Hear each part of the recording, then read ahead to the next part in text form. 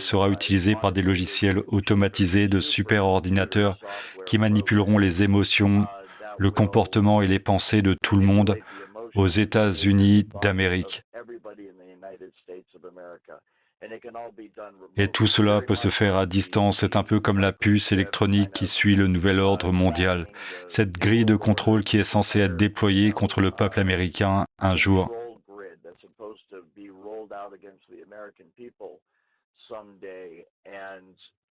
Et je suis ici pour vous dire que c'est déjà le cas. Il n'y aura pas un jour sans des troupes dans les rues et des tanks dans votre quartier et des équipements anti-émeutes et tout ça. Nous pourrions avoir des incidents isolés comme ça pourrait être comme ça de temps en temps, mais la véritable grille de contrôle est cette technologie. Technologie de manipulation du comportement de l'esprit de ruche, de la voix au crâne, et tout cela peut être fait à distance, cela peut se faire simplement en vous ciblant avec la fréquence, en se verrouillant sur la fréquence de résonance de votre ADN et de votre esprit, et de cette manière, en vous suivant, en vous traçant et en vous contrôlant 24 heures sur 24.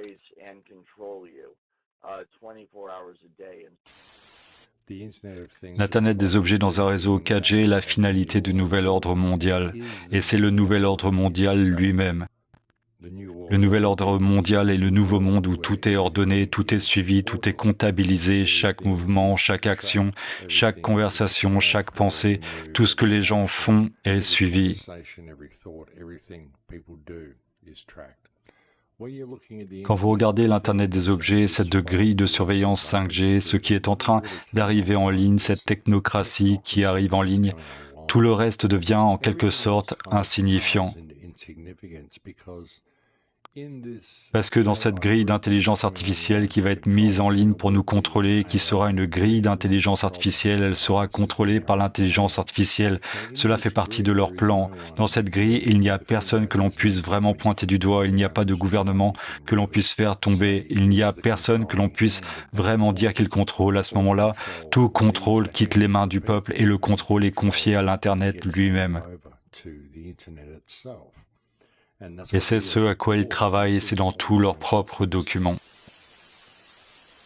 Nous en sommes maintenant à un stade où nous mettons en place ce que l'on appelle la 5G, qui est un type spécial de diffusion pour les transferts d'informations à haute densité.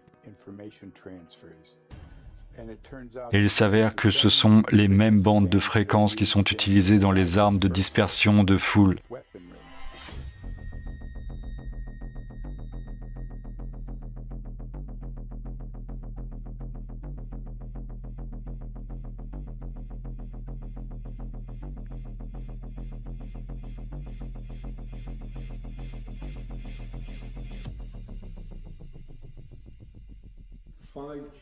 La 5G, c'est avant tout la densification.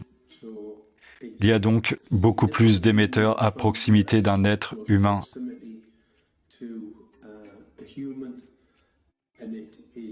Et c'est aussi un émetteur illégal sophistiqué. Ce que je veux dire, c'est qu'il s'agit d'une antenne à lentille diélectrique à haut rendement. Et ce que cela permet aux émetteurs 5G de faire, c'est de cartographier en 3D leur environnement dans votre maison. La fréquence de 868 MHz est spécifique au système de visualisation du champ de bataille. Ainsi, le sous-gigahertz permet au signal de traverser facilement les briques de béton et de recueillir les données.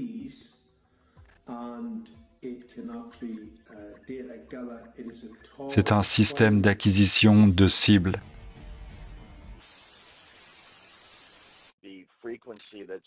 La fréquence émise par l'appareil aura un effet sur un lieu géographique, disons le centre-ville de Seattle.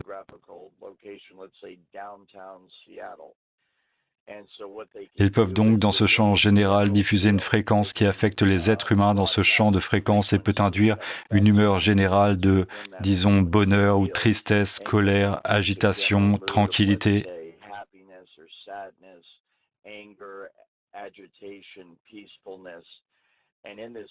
Et de cette manière, ils peuvent avoir un effet global dans la ville. Je l'ai vu faire et l'efficacité de cette méthode est remarquable, car vous vous promenez dans les rues de Seattle et vous voyez littéralement des gens de mauvaise humeur, tous en même temps, et ils ne se connaissent pas. Et puis vous allez à un ou deux pâtés de maison dans un autre immeuble de bureau et vous entrez et vous voyez exactement les mêmes choses qui s'y passent. C'est très inquiétant. Ainsi, à l'intérieur de cette bulle ou zone de fréquence où tout le monde, disons, est de mauvaise humeur, ils peuvent encore injecter ce qui serait une fréquence individuelle spécifique à la personne ciblée elle-même, disons un sans-abri de Seattle, qui fera l'objet d'une expérience 24 heures sur 24. Ils seront donc sous l'influence de l'humeur agitée ou de la mauvaise humeur générale dans laquelle se trouve tout le monde.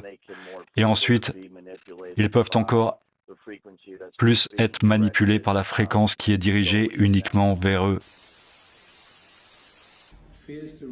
La phase 3 consiste essentiellement à lire le champ de bataille. Il est extrêmement bon pour identifier les cibles et être verrouillé sur les cibles. Et pas seulement cela, il peut vous cibler spécifiquement en tant qu'individu.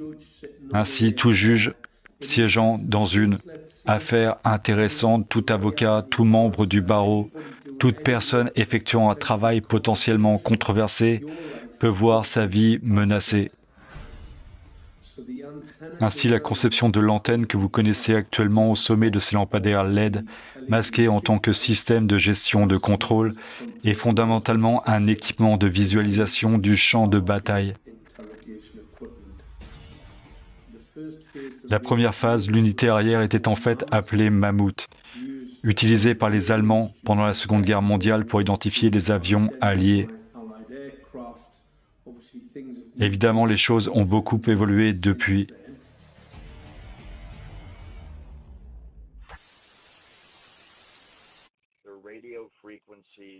Les radiofréquences, les signaux micro-ondes, l'ensemble du spectre des radiofréquences peuvent être utilisés dans une certaine gamme pour produire toutes sortes d'effets différents.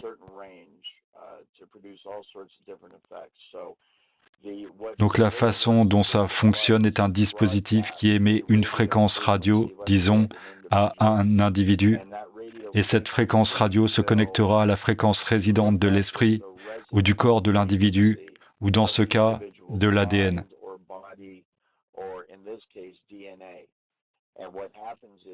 Et ce qui se passe, c'est qu'une fois que la fréquence de résonance est trouvée chez l'individu ciblé et que la fréquence de diffusion correspond à cette fréquence de résonance, ces deux fréquences s'imbriquent et on peut les considérer comme une seule fréquence ou une seule énergie.